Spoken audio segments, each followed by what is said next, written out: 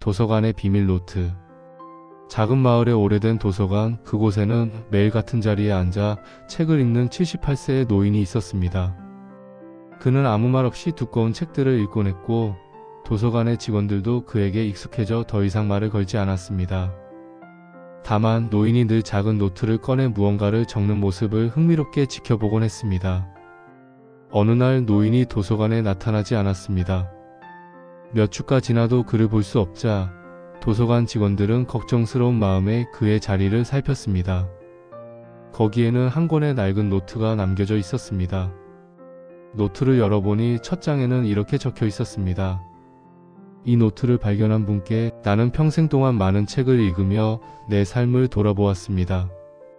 책 속에는 내가 겪지 못한 세상, 만나지 못한 사람들의 이야기가 가득했죠.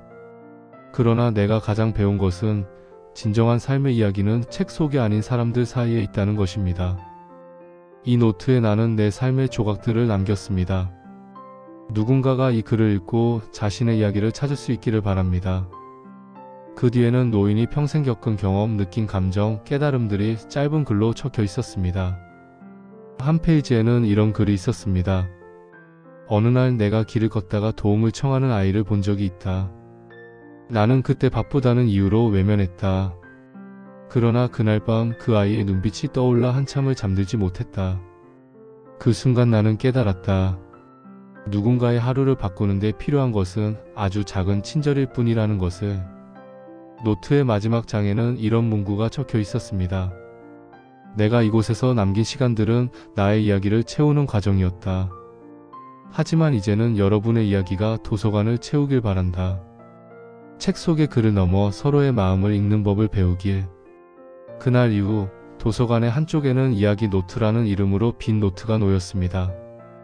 사람들은 그곳에 자신의 삶의 조각들을 적기 시작했고, 도서관은 단순히 책을 읽는 곳이 아니라 서로의 이야기를 나누는 장소로 변해갔습니다.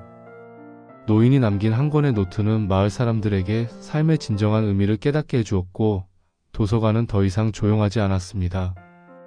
이야기들이 오가며 웃음과 눈물이 함께하는 따뜻한 공간이 되었기 때문입니다. 감사합니다.